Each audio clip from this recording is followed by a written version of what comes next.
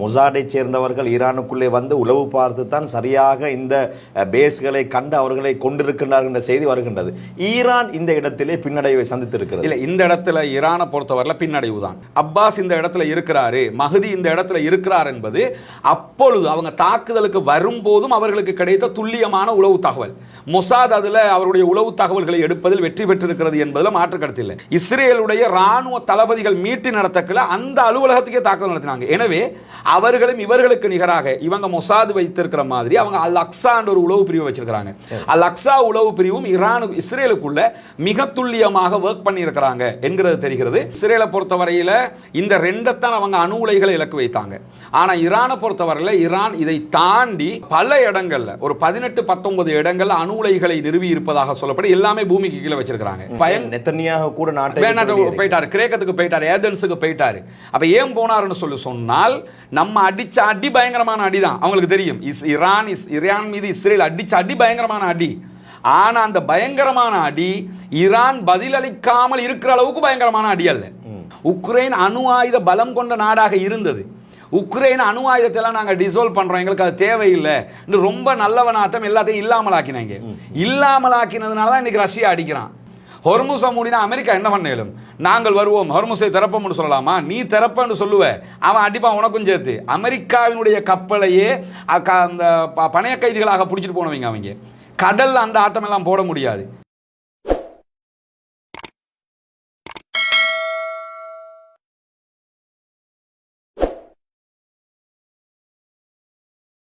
Peoples news நேயர்கள் அனைவரையும் சிறப்பு நிகழ்ச்சிக்கு அன்போடு வரவேற்றுக் கொள்கிறேன். உங்களுக்கு தெரியும், இப்போது யுத்த பதற்றம் ஏற்பட்டிருக்கின்றது. சர்வதேச அளவிலே ஈரான் இஸ்ரேலுக்கு இடையிலே நடைபெற்றுக் கொண்டிருக்கக்கூடிய இந்த போர் இது எந்த அளவு தூரம் சர்வதேசத்தை பாதிக்க போகின்றது என்றெல்லாம் சமூக வலைத்தளங்களிலே பலரும் கருத்துக்களை சொல்லிக் கொண்டிருக்கின்றார்கள், பலரும் பேசிக் கொண்டிருக்கின்றார்கள். உலகமே அதிர்ந்து போயிருக்கின்றது. யாருமே எதிர்பாராத தருணத்திலே ஈரான் இஸ்ரேல் மீது தாக்குதல்களை மேற்கொண்டிருக்கின்றது. அந்த அடிப்படையிலே எங்களுடைய பீப்பிள்ஸ் நியூஸ் நேயர்களுக்காக வேண்டி இப்போது நடைபெறக்கூடிய இந்த யுத்தம் சம்பந்தமான சில விளக்கங்களை வழங்க வேண்டும். ஏனென்றால் இஸ்ரேலிலே அதிகமான இலங்கையர்கள் இருக்கின்றார்கள். இதன் மூலமாக இலங்கையை சார்ந்தவர்களுக்கு பல பாதிப்புகள் வருமா வராதா? அதே போன்று எங்களுடைய தேயிலை ஏற்றுமதியிலே ஈரான் முன்னணியிலே இருக்கின்றது. எங்களுடைய தேயிலையை கொள்வனவு செய்யக்கூடிய நாடாக. அந்த அடிப்படையிலே இலங்கைக்கு இந்த யுத்த சூழ்நிலை எந்த அளவு தாக்கத்தை செலுத்தப் போகின்றது என்பது புரியாத புதிராக இருக்க நாங்கள் சிந்தித்தோம். இந்த யுத்தம் சம்பந்தமான சில விடயங்களை உங்களோடு நாங்கள் பகிர்ந்து கொள்ள வேண்டும் என்பதற்காக வேண்டி இன்றைய எங்களுடைய இந்த சிறப்பு நிகழ்ச்சிக்காக வேண்டி மிக முக்கியமான ஒரு நபரை அழைத்தோம். இந்த யுத்தம் சம்பந்தமாக கள நிலவரங்கள் எப்படி இருக்கின்றது, இந்த யுத்தம் நீடிக்குமா நீடிக்காதா, இது தொடர்ந்து நீடித்தால் யாருக்கு இதன் மூலமாக பாதகங்கள் அதிகமாக ஏற்பட போகின்றது என்ற விடயங்களை எல்லாம் பேசுவதற்கு நாங்கள் தயாராக இருக்கின்றோம். அந்த அடிப்படையில் இன்றைய எங்களுடைய இந்த சிறப்பு கலந்துரையாடலுக்காக வேண்டி நாங்கள் அழைத்தோம். கடந்த 2 வருடங்களாக காசா சம்பந்தமான விடயங்களை தினமும் சமூக வலைத்தளங்களிலே பேசி அங்கே நடைபெறக்கூடிய தகவல்களை உடனுக்குடன் உறுதிப்படுத்தப்பட்ட செய்திகள் மூலமாக வழங்கி வரக்கூடிய சகோதரர் ரஸ்மின் MIAC அவர்களை அழைத்திருக்கின்றோம். நிகழ்ச்சிக்குள் அவர்களை அன்போடு வரவேற்றுக் கொள்கின்றேன். அஸ்ஸலாமு அலைக்கும். எப்படி இருக்கிறீங்க? அல்ஹம்துலில்லாஹ். கடந்த 2 ஆண்டு காலமாக நீங்கள் காசாவிலே இஸ்ரேலிய படையினரால் மேற்கொள்ளப்பட்டு வரக்கூடிய அந்த இன அழிப்பு சம்பந்தமாக தொடர்ந்து பேசி வந்தீர்கள். அந்த அடிப்படையிலே யாருமே எதிர்பாராத ஒரு கட்டத்திலே இப்போது ஈரான் இஸ்ரேல் மீது தாக்குதலை மேற்கொண்டிருக்கின்றது. இந்த தாக்குதலை ஆரம்பித்தது இஸ்ரேல் தான். யாருமே எதிர்பார்க்கவில்லை ஈரான் இவ்வளவு சீக்கிரமாக பதில் தாக்குதலை மேற்கொள்வார்கள். அந்த அடிப்படையில் இப்போது உலகமே அதிர்ந்து போயிருக்கிறது. முதலிலே சொல்லுங்கள், இப்போதைய கள நிலவரம், அதாவது நேற்றைய இரவிலே இந்த பதில் தாக்குதல் ஆரம்பிக்கப்பட்டிருக்கின்றது, இதுவரையிலே உள்ள கள நிலவரங்களை முதலில் சொல்லுங்கள். முதலாவது, இந்த தாக்குதலை பொறுத்தவரையில் இஸ்ரேல் ஈரானை தாக்குவோம் என்று சொல்லி தன்னிச்சையாக முடிவெடுத்ததாக சொல்கிறாங்க. அவங்க தன்னிச்சையாக முடிவெடுக்கலைங்கிறது நேற்றைய தினம் அமெரிக்காவினுடைய மத்திய கிழக்குக்கான பொறுப்பாளராக இருக்கக்கூடிய ஸ்டீவ் விட்காஃபினுடைய பேச்சில் உலகமே பார்த்து கொண்டது. அவங்க ஆரம்பத்திலே அமெரிக்கா சொன்னது எமக்கும் இந்த தாக்குதலுக்கும் சம்பந்தம் இல்லை.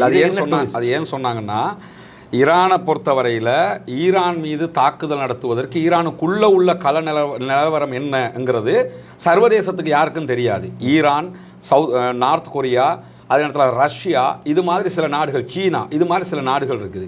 இந்த நாட்டுக்கு உள்ளே என்ன இருக்குதுங்கிறது லேசாக ஒரு உளவுத்துறையால் கண்டுபிடிக்க விதமாக இல்லை. அவங்க அவ்வளவு நெருக்கமாக இறுக்கமாக அந்த நாட்டை கண்காணிக்கக்கூடிய ஒரு நாடாக இந்த நாடுகள் இருக்கிறது.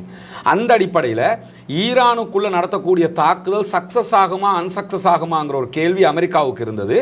சக்ஸஸ் ஆனால் நாங்களும் தான், சக்சஸ் இல்லாட்டின்னு எங்களுக்கு சம்மந்தம் இல்லை என்கிற விதமாகத்தான் முதல் தாக்குதல் நடத்தப்படும் போதே அமெரிக்கா என்ன சொன்னாங்கன்னா இதுக்கும் எங்களுக்கும் சம்மந்தம் இல்லை அப்படின்னு சொன்னாங்க. ஆனால் நேற்றைய தினம் இறுதியாக டொனால்ட் ட்ரம்ப்பே அறிவித்தார். எப்படின்னு சொன்னால் CNN அவர் கொடுத்த பேட்டி, அதே போல் வால் ஸ்ட்ரீட் ஜேர்னலுக்கு அவர் கொடுத்த பேட்டி, ரெண்டுலையுமே என்ன சொன்னாருன்னா இந்த தாக்குதல் நடத்தப்பட்டது வெள்ளிக்கிழமை, வியாழக்கிழமை இறுதியாக நெத்தன்யாகு என்னோடு தொலைபேசியில் பேசினார். சிறப்பான தாக்குதலாக அமைந்திருந்தது. தாக்குதல் ஈரானுக்கு பலத்த அடியை கொடுத்திருக்கிறது. இனிமேல் அவர்கள் விரிந்த பாரசீகம் என்கிற பேச்சை பேசக்கூடாது, ஈரான் என்பதோடு நிற்க வேண்டும். ஏன்னா ஈரான் நம்ம சொல்றோம், அவங்க பரந்த, இவங்க கிரேட்டர் இஸ்ரேல் சொல்ற மாதிரி அவங்க கிரேட்டர் பாரசீகம், பெரிய பரந்த பாரசீகம் தான் சொல்லுவாங்க. எனவே பரந்த பாரசீகம் என்கிற வேர்டே அவங்க பேசுறதுக்கு தகுதி இல்லை. ஏன்னா அவ்வளவு பெரிய அடி விழுந்திருக்குன்னு, நாங்களும் அதுக்கு சம்பந்தம் தான் என்று மிக தெளிவாக என்ன பண்ணாருன்னா டொனால்ட் ட்ரம்ப் சொல்லி இருந்தார். இது எப்படி இருக்கின்றது என்றால், இந்த இந்திய பாகிஸ்தான் யுத்த நிறுத்தத்தின் போது டொனால்ட் ட்ரம்ப் அறிவித்தாரு, நான் தான் இதை நிறுத்தினேன், அதே போன்று இருக்கு இல்ல. ஆனா அது பார்க்கறதுக்கு அப்படி இருந்தாலும் ட்ரம்பினுடைய அனுமதி இல்லாமல் இந்த தாக்குதல் நடத்தப்படவே இல்லை. குறிப்பாக இன்னைக்கு ஈரான்ல கைது செய்யப்பட்டிருக்கக்கூடிய F-35 விமானத்தினுடைய 2 விமானிகளுமே யாருன்னு சொன்னா அமெரிக்கன் போர்சஸ். அதே நேரத்தில் இஸ்ரேலுக்குள்ள குண்டு தாக்குதல்கள் நடத்தப்படாமல் இங்கிருந்து ஏவுகணை ஏவப்பட்டா ஏவுகணையை தடுக்கிற முறைமைகள் இருக்கு. ஒன்று அவங்க ஏரோ சிஸ்டம் வச்சிருக்காங்க, அதுக்கு முன்னாடி எல்லோருக்கும் தெரிந்த அயன் டோம் வச்சிருக்காங்க. அயன் டோம்ங்கிறது 300 கிலோமீட்டர் வரைக்கும் தாக்கு பிடிக்கும். அதற்கு பிறகு உள்ளது ஏரோ சிஸ்டம் பார்க்கும். இதை தாண்டி உலகத்தில் ஒன்றுக்கு தேடுங்கிறது ஒன்று. இது அமெரிக்காவினுடைய தயாரிப்பு. அமெரிக்கா உலகத்திலே இஸ்ரேலுக்கு மட்டும் தான் கொடுத்துருக்காங்க. இந்த ஒரு தேடை இயக்கணுமாக இருந்தால் 97 ஃபோர்ஸஸ் வேணும். இந்த 97 பேரையும் 2 தேட் அவங்க கொடுத்துருந்தாங்க. 2க்குமே தேவையான ஃபோர்ஸஸையும் அமெரிக்கா தான் கொடுத்து வச்சிருக்கிறாங்க.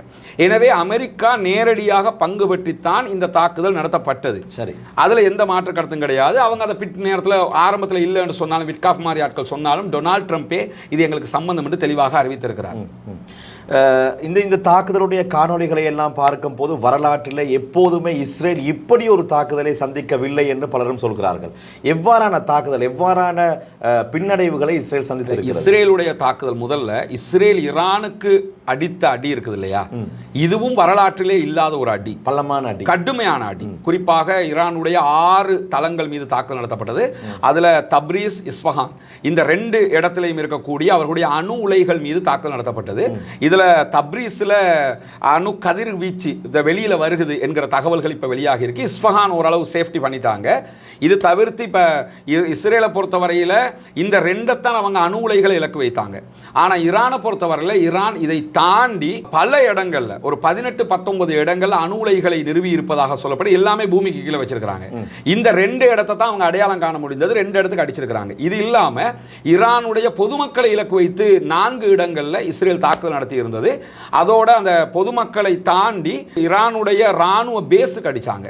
அந்த ராணுவ பேஸ்ல தான் ஈரானுடைய முக்கியமான 4 தளபதிகள் கொல்லப்பட்டார்கள். அப்பாஸ் கொல்லப்பட்டிருந்தார், மஹதி கொல்லப்பட்டிருக்கிறாரு, பல்கேரி அவர் தான் முப்படைகளுடைய தளபதி, அதே போன்று குதுஸ் பிரிவு IRGC-னுடைய தலைவர் அவரும் கொல்லப்பட்டிருக்கிறார். இந்த நாங்கள் வரலாற்றை சற்று பின்னோக்கி செல்வோமாக இருந்தால் இஸ்மாயில் ஹனியா கொல்லப்பட்டது ஈரானிலே வைத்திருந்தான். எனவே ஈரான் பாதுகாப்பு தரப்பு இந்த விடயத்திலே ரொம்ப தீவிரமாக சிந்தித்திருக்க வேண்டும். அவர்களுடைய, அதாவது மொசாடை சேர்ந்தவர்கள் ஈரானுக்குள்ளே வந்து உளவு பார்த்து தான் சரியாக இந்த பேஸ்களை கண்டு அவர்களை கொண்டிருக்கிறார்கள் என்ற செய்தி வருகின்றது. ஈரான் இந்த இடத்திலே பின்னடைவை சந்தித்திருக்கிறது. இல்லை, இந்த இடத்துல ஈரானை பொறுத்தவரை பின்னடைவு தான். அவர்களுடைய தலைவர்கள் இஸ்மாயில் ஹனியா கொல்லப்பட்ட நேரத்திலேயே அவங்க அலர்ட் ஆகி இருக்கணும். ஆனால் அதற்கு பிறகும் பல்கேரி வரைக்கும் கொல்லப்படுறாருன்னா அவர் முப்படைகளுடைய தளபதி, அதுவும் பங்கருக்குள்ள இருக்கிற போது தான் கொல்லப்பட்டிருக்கிறார். இதுல இருந்து என்ன தெரியுதுன்னு சொன்னா, பல்கேரி இந்த இடத்துல இருக்கிறாரு, அப்பாஸ் இந்த இடத்துல இருக்கிறாரு, மஹதி இந்த இடத்துல இருக்கிறார் என்பது அப்பொழுது அவங்க தாக்குதலுக்கு வரும்போதும் அவர்களுக்கு கிடைத்த துல்லியமான உளவு தகவல். மொசாத் அதுல அவருடைய உளவு தகவல்களை எடுப்பதில் வெற்றி பெற்றிருக்கிறது என்பதில் மாற்று கருத்து இல்லை. அதையே மாறி இது ஒரு திட்டமிட்ட ஒரு பல ஆண்டுகள் அவங்க திட்டமிட்டது. ஆல்ரெடி அமெரிக்காட்ட அனுமதி கேட்டது, அமெரிக்காவுக்கு தகவல் சொல்லப்பட்டது எல்லாமே கிளியரா தான் அவங்க செஞ்சாங்க. ஆனா இது அப்படியே நீங்க மாறியும் பார்க்கணும். திரும்ப இன்றைக்கு இஸ்ரேல் மேல ஈரான் நடத்தி இருக்கக்கூடிய தாக்குதல்ல இப்ப லாஸ்டா இன்னைக்கு அவங்க 6th வேவ் அடிச்சாங்க, 6வது அலை தாக்குதல். இதுல இஸ்ரேலுடைய அணு உலை மீது தாக்குதல் நடத்தி இருக்கிறாங்க. இஸ்ரேல் அணு ஆயுதத்தை வைத்துக் கொண்டிருக்கிறது என்பது தெரியும். ஆனா எங்க வச்சிருக்கிறாங்க, அது யாரை நிர்வகிக்கிறா, எப்படியான இடம் என்பது யாருக்குமே தெரியாது. இன்னும் சொல்ல போனா அணு ஆயுதம் கொண்ட நாடுகளுடைய பட்டியலை நீங்க எடுத்து பார்த்தீங்கன்னா இஸ்ரேல் வராது. அந்த பட்டியலை கூட அவங்க சேராம தான் அவங்களை அமெரிக்கா வைத்துக் கொண்டிருந்தது. அப்படி இருக்கிற இஸ்ரேலுடைய அணு உலைகள் மீது ஈரான் தாக்குதல் நடத்துதுன்னா அவங்களுக்கும் துல்லியமாக அந்த இடங்கள் சொல்லப்பட்டிருக்கு, இந்த இடத்துல இருக்கிறது. இன்னும் சொல்ல போனா இன்னைக்கு ஈரான் நடத்திய தாக்குதல்கள்ல, நேற்று நடத்திய தாக்குதல்கள்ல இஸ்ரேலுடைய ராணுவ தளபதிகள் மீட்டு நடத்தக்கல அந்த அலுவலகத்துக்கே தாக்குதல் நடத்தினாங்க. எனவே அவர்களும் இவர்களுக்கு நிகராக இவங்க மொசாது வைத்திருக்கிற மாதிரி அவங்க அல் அக்ஸா என்ற ஒரு உளவு பிரிவு வச்சிருக்காங்க. அல் அக்ஸா உளவு பிரிவும் இஸ்ரேலுக்குள்ள மிக துல்லியமாக ஒர்க் பண்ணி இருக்கிறாங்க என்கிறது தெரிகிறது.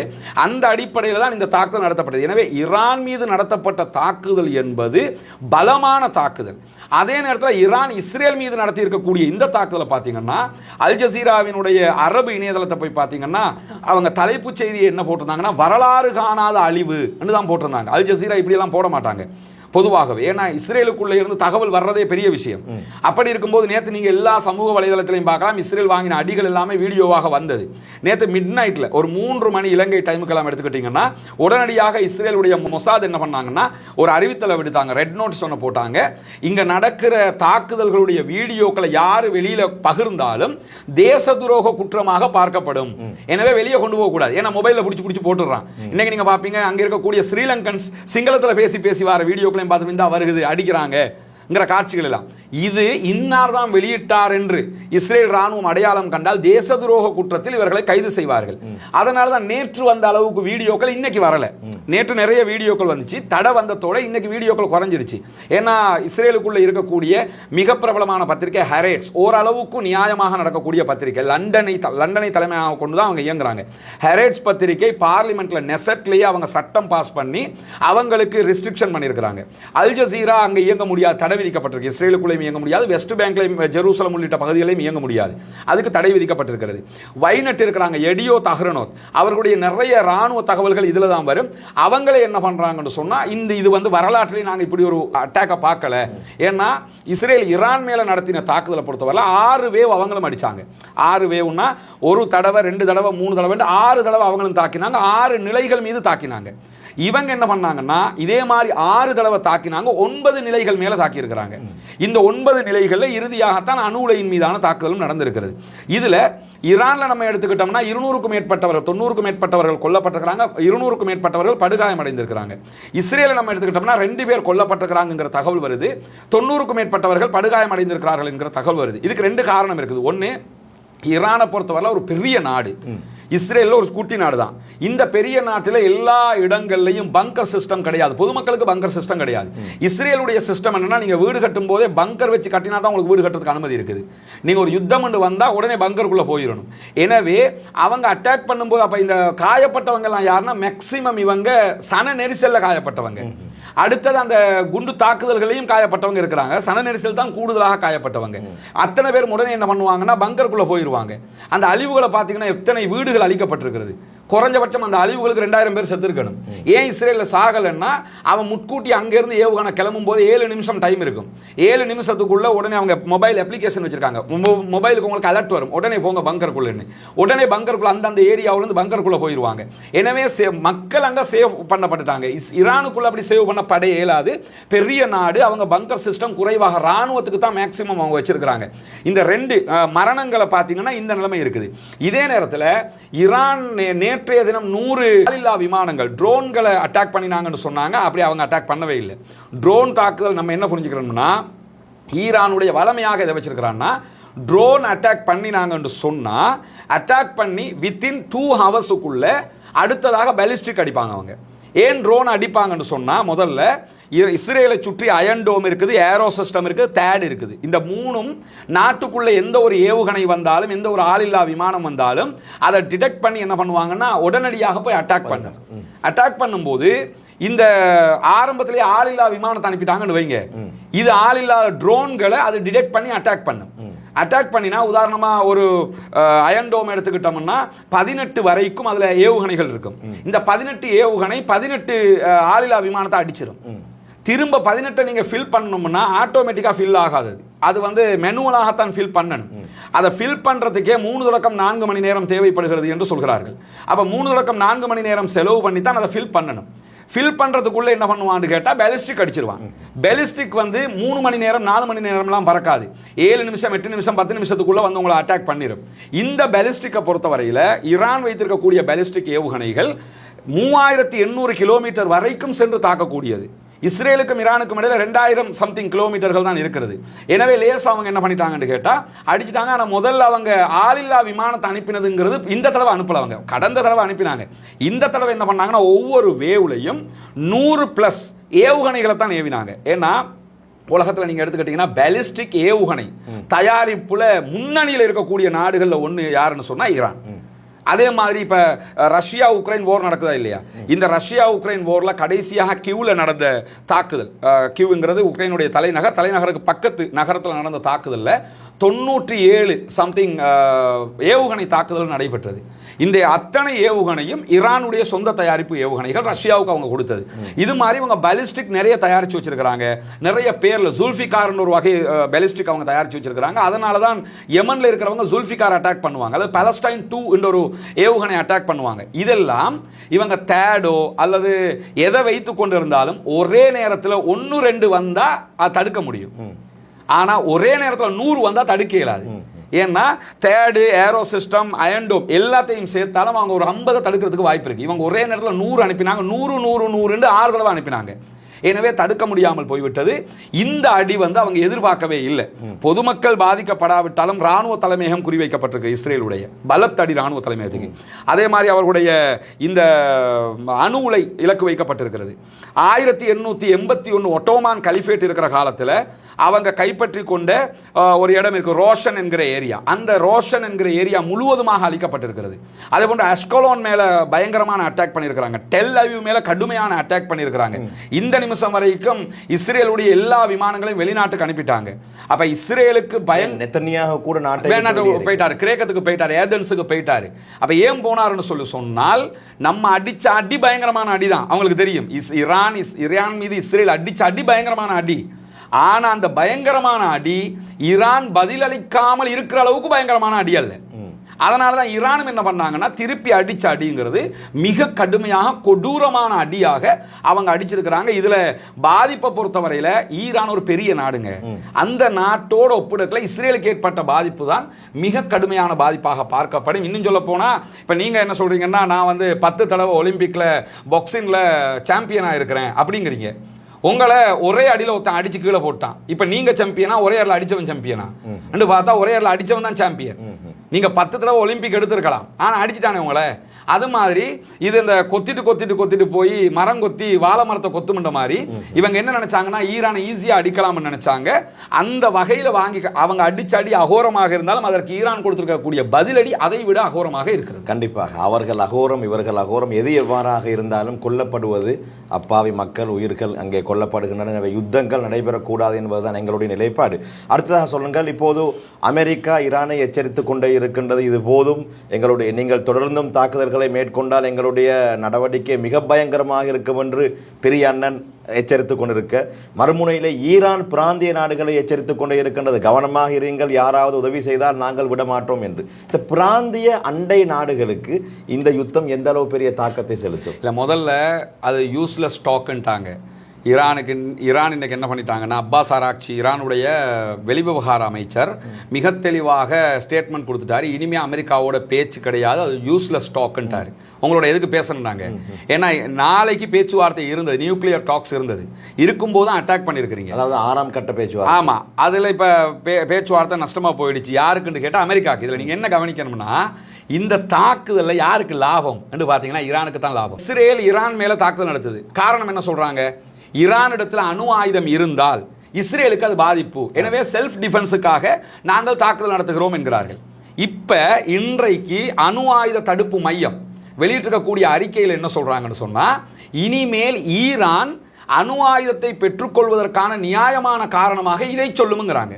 என்ன சொல்லுவாங்கன்னா, எங்களுக்கு செல்ஃப் டிஃபென்ஸ் வேணும், இஸ்ரேல்ட்ட இருந்து எங்களுக்கு பாதிப்பு இருக்குது, எனவே நாங்க அணு ஆயுதத்தை தயாரிக்கிறோம். இப்ப ஆல்ரெடி அவங்க 90% நெருங்கிட்டாங்க. இப்ப அசால்ட்டா என்ன பண்ணுவாங்கன்னா, அணு ஆயுதத்தை நாங்க தயாரிப்போம்வாங்க. இப்ப தயாரிக்கிற வரைக்கும் நீங்க இதெல்லாம் பண்ணலாம். வடகொரியா மேல என்ன எல்லாம் பண்ணினாங்க அமெரிக்கா, தயாரிக்கிற வரைக்கும். தயாரிச்சதுக்கு பிறகு இன்னைக்கு வடகொரியா என்ன கூத்து போடுறான்? யாராவது வடகொரியா மேல ஒரு ஏவுகணை ஏவ முடியுதா? தயாரிக்கிற வரைக்கும் தான் நீங்க அவங்கள போட்டு நெருக்கலாம், எதனாலும் செய்யலாம். தயாரிச்சுட்டாங்கன்னு சொன்னா நீங்க ஒன்றும் பண்ண முடியாது. அதே மாதிரி நீங்க இன்னைக்கு இருக்கிற உக்ரைனை எடுத்துக்கிட்டீங்கன்னா, உக்ரைன் அணு ஆயுத பலம் கொண்ட நாடாக இருந்தது. உக்ரைன் அணு ஆயுதத்தெல்லாம் நாங்கள் டிசால்வ் பண்றோம், எங்களுக்கு அது தேவையில்லை, ரொம்ப நல்லவனாட்டம் எல்லாத்தையும் இல்லாமலாக்கினாங்க. இல்லாமலாக்கினதுனால தான் இன்னைக்கு ரஷ்யா அடிக்கிறான். இல்லாமல் ஆக்காம இருந்திருந்தா அடிப்பானான்னு கேட்டா கண்டிப்பாக அடிக்க மாட்டான். எனவே பேச்சுவார்த்தை வந்து யூஸ்லெஸ்ன்ட்டாங்க. ஒன்று, பிராந்திய நாடுகளை இது எப்படி பாதிக்கும்னு சொன்னா, இந்த யுத்தத்தில் முதல் நாளே இந்த அட்டாக் நடந்தது இல்லையா, நடந்ததோடு என்ன ஆயிடுச்சுன்னா நிறைய பங்கு சந்தைகள் வீழ்ச்சி அடையுது. பெட்ரோலியம் விலை அதிகரிக்கும், எரிபொருட்களுடைய விலை, பெட்ரோலியமாக இருந்தாலும் சரி எதாக இருந்தாலும் விலை அதிகரிக்கும்.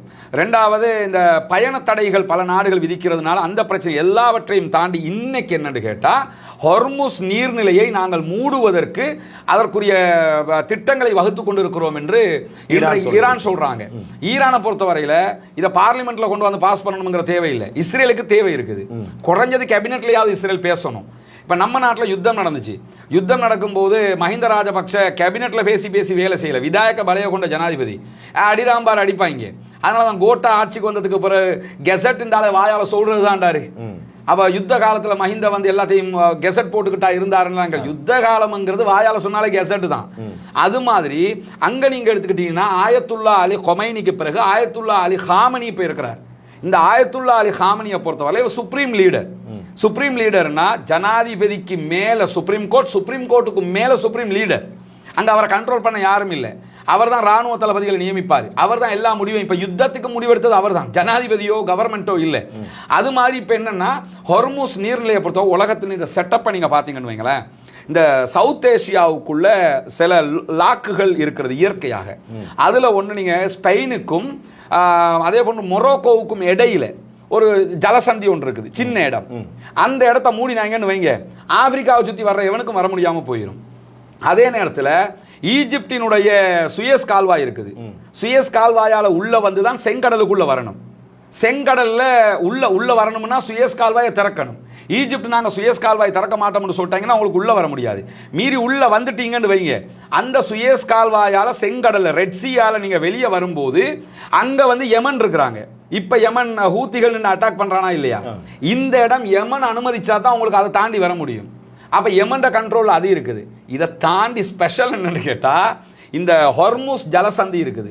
ஹொர்முஸ் ஜலசந்தியை நீங்க எடுத்து பார்த்தீங்கன்னு சொன்னா, இது ஈரானுடைய தொங்கல்ல இருக்கும். ஈரானுடைய மெயின் போர்ட் இது. ஈரானுடைய தொங்கல்ல இருக்கும். இந்த பக்கம் யார் இருப்பாங்கன்னு சொன்னா, இந்த பக்கம் தான் யுஏஇ இருக்கும், கத்தார் இருக்கும், குவைத் இருக்கும், பஹ்ரைன் இருக்கும். எல்லாமே இந்த பக்கம் தான் இருக்கும். அதாவது கத்தார் உலகத்திலேயே நம்பர் 1 கேஸ் எல்பி கேஸ் உற்பத்தியாளர்கள் அவங்க.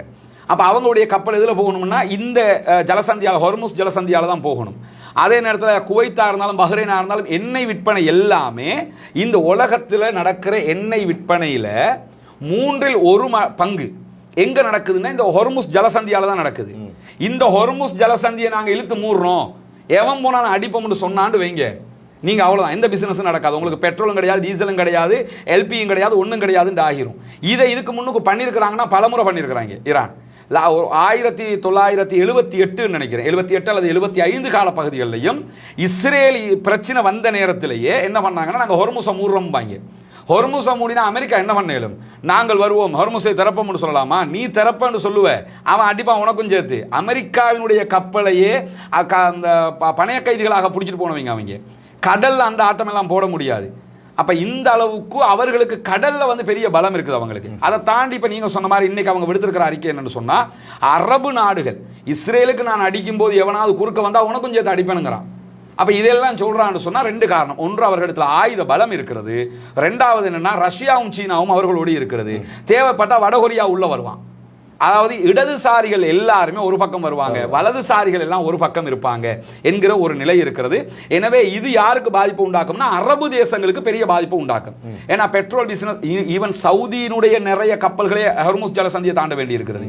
சரி, ஹொர்முஸை தாண்டிட்டாங்க, அப்படி அவங்க திரும்ப வெஸ்ட்டுக்கு போகணும்னு வைங்க, ஹொர்முஸை தாண்டலாம், அடுத்து எங்க போகணும்? செங்கடலால தான் வெஸ்ட்டுக்கு மேலே ஏறணும். செங்கடலால போய் தான் ஈஜிப்டை தாண்டணும். அவங்க செங்கடல போன அங்க அவங்க நிக்கிறாங்க. எனவே இந்த ரெண்டு தரப்பையும் அவங்க கரெக்டான இடத்தை பிடிச்சி வச்சிருக்கிறதுனால இது இஸ்ரேலுக்கு பார்க்கறதுக்கு தாக்குதல் நடத்திட்டோம் அடிச்சிட்டோம்ன்ற மாதிரி இருக்கும். ஈரான் காரங்களும் ஒன்று விளங்கிருங்க, ஈரான் காரங்களும் டொனால்ட் ட்ரம்ப்பும் கிட்டத்தட்ட சேம். டொனால்ட் ட்ரம்ப்பும் என்ன செய்யறன்னு தெரியாமலே எதையாவது செய்வாப்புல. ஈரான் காரங்களும் அப்படித்தான். என்ன ஒரு என்னத்தை நடந்தாலும் பரவாயில்லை, நாங்கள் இப்படி தான். நீங்கள் ஹூதிகளை பார்க்குறீங்களா இல்லையா? என்னத்தை நீங்கள் அடித்தாலும் ரப்பர் போல் மாதிரி அவங்க திரும்ப திரும்ப வருவாங்க. நீங்கள் எத்தனை பேரை கொண்டாலும் நாங்கள் அப்படி தாண்டான்னு சொல்லி சாரத்தை கொடுத்து, நம்ம ஊர் சார மாதிரி கொடுத்து கோட்டை போட்டுக்கிட்டு வர்றானா இல்லையா, வந்து அட்டாக் பண்ணிக்கிட்டு இருப்பான். எனவே இதில் அவங்க ஒரு பிடிவாதமாக நிற்க எல்லாத்தையும் தாண்டி ஈரானுடைய ப்ராக்சிஸ் நிறைய இருக்கிறாங்க. இதில் உதாரணமாக நீங்கள் ஈராக்குக்குள்ளே போனீங்கன்னு சொன்னால், ஈராக்குக்குள்ளே கத்தாயிப் ஹிஸ்புல்லா இருக்கிறாங்க. அப்போ அவங்களுடைய ப்ராக்சிஸ் அவங்க. அதே மாதிரி ஹிஸ்புல்லாக்கள் இருக்கிறாங்க லெபனானுக்குள்ள, அவங்களுடைய ப்ராக்சிஸ். யமன்ல ஹூதிகள் இருக்கிறாங்க, அவங்களுடைய ப்ராக்சிஸாக இருக்கிறாங்க. பாலஸ்தீன விடுதலை அமைப்பை நீங்கள் எடுத்துக்கிட்டா கூட அவங்களும் இவங்கள்ட்ட இருந்து ஆயுதம் எடுக்கக்கூடியவங்க. இப்படி நிறைய ப்ராக்சிஸை உருவாக்கி விட்டுருக்காங்க. எல்லா நாடுகளுக்குள்ளேயும் அவங்களுடைய ஆட்கள் இருக்காங்க. சவுதி அரேபியாவில் ஹஜ் நேரத்தில் பிரச்சனை வந்துச்சு, 2-3 வருஷம் தடையை விதிச்சிருந்தானே, அதுக்கு பிறகு சவுதியை ஓப்பன் பண்ணி விட்டானா இல்லையா? ஏன்னா சவுதியினுடைய ஒரு மாகாணத்தில் பெருமளவில் அவங்க இருக்கிறாங்க. அப்போ இந்த மாதிரி அவங்களுடைய அந்த நெட்வொர்க்குங்கிறது ரொம்ப வியாபித்து போய் இருக்கிற காரணத்தினால இது யாருக்கு பாதிப்போ இல்லையோ, முதல்ல அரபு நாடுகளுக்கு பாதிப்பு, ரெண்டாவதாக வெஸ்ட்டில் இருக்கிற எல்லா நாடுகளுக்கும் பெரிய பாதிப்பு உண்டாக்கும். நம்ம நாட்டுக்கு அதை விட பெரிய பாதிப்பு உண்டாக்கும். ஏன்னு கேட்டால் இந்த ஜலசந்தி வழியாகத்தான் ஒன்றும் நமக்கு ஆப்பிரிக்காவை சுற்றி வாரனாலும் செங்கடல் வழியாகத்தான் நமக்கு கப்பல் வரணும். நம்ம முன்னாள் ஜனாதிபதி ரணில் விக்ரமசிங்க கப்பல் அனுப்ப போறேன்னு சொன்னாரா இல்லையா? எதுக்கு? சுட்டு சுட்டு விளையாடுறதுக்கா? அங்கே ஒன்றும் போய் பண்ண முடியாது. அவன் அடிக்க நினைச்சானா அவனை நீங்கள் உலகத்தில் அரசாங்கமாகவே ஊதிகளை ஏற்றுக்கறல. ஒரு ஒரு குழுங்கிறீங்க, ஒரு குழு எதனாலும் பண்ணலாமே. அமெரிக்காவுக்கே முடியாதுன்னு வெளியே போயிட்டானா இல்லையா? இனிமேல் நாங்கள் ஊதிகளோட சண்டை இல்லைன்னு டொனால்ட் ட்ரம்ப் வந்ததோட கப்பலை எல்லாம் பெட்டி படுக்கையெல்லாம் கட்டி எடுத்துட்டு போயிட்டாரு. ஏன்னா அவங்க F-35 விமானத்தை அடிச்சு கீழே உளுத்தாட்டி விட்டாங்க. எனவே இந்த ப்ராக்சிஸ் இருக்கிறதுனாலையும் இது பெரிய தர்ம சங்கடமான ஒரு சூழலாக அரபு நாடுகளுக்கு மாறும். நிச்சயமாக பேசுவதாக இருந்தால் தொடர்ந்தும் பேசிக்கொண்டே செல்லலாம். அந்த அளவுக்கு பாரதூரமான நிலைதான் இப்போது சர்வதேசத்தில் இருக்கின்றது. எது எவ்வாறாக இருந்தாலும் யுத்தம் அது எந்த நாட்டுக்கும் அது மிகப்பெரிய பாதிப்புகளை கொண்டு சேர்க்கும் என்பதில் எந்த விதமான மாற்று கருத்தும் இல்லை. யுத்தம் நடைபெறக்கூடாது, எல்லா நாடுகளும் சமாதானமாக சாந்தியாக இருக்க வேண்டும் என்பதுதான் எங்களுடைய அவாவாக இருக்கிறது. எனவே அனைவரும் பிரார்த்தனை புரிந்து கொள்ளுங்கள். சகோதரர் ரஸ்மின் அவர்கள் சொல்வதை போன்று இந்த யுத்தம் தொடர்ந்து நீடித்தால் மிகப்பெரிய பாதிப்புகள் பிராந்திய நாடுகளுக்கு இருக்கின்றன, இலங்கைக்கும் இருப்பதாக சொல்லியிருக்கின்றனர். எனவே இது சமூக வலைத்தளங்களிலே வந்து ஒரு சாரார் ஈரானுக்கு ஆதரவாகவும் இன்னொரு சாரார் இஸ்ரேலுக்கு ஆதரவாகவும் கருத்து சொல்லி மோதல்களை உருவாக்கி கொள்ளக்கூடிய ஒரு தருணம் கிடையாது.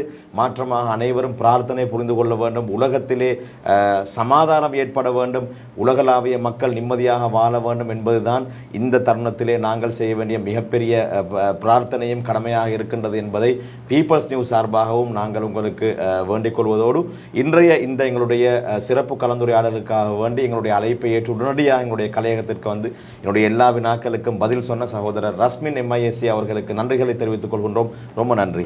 நன்றி, வாழ்த்துக்கள். நிகழ்ச்சியை இத்தோடு நிறைவுக்கு கொண்டு வருகின்றேன். தயாரிப்பாளர் சுரேன் சந்திரவுக்கு நன்றிகளை கூறிக்கொண்டு விடைபெற்றுக் கொள்கின்றேன். நேயர்களே, நீங்களும் இந்த நிகழ்ச்சியை முழுமையாக பார்த்திருந்தால் உங்களுடைய கருத்துக்களை எம்மோடு பகிர்ந்து கொள்ளுங்கள்.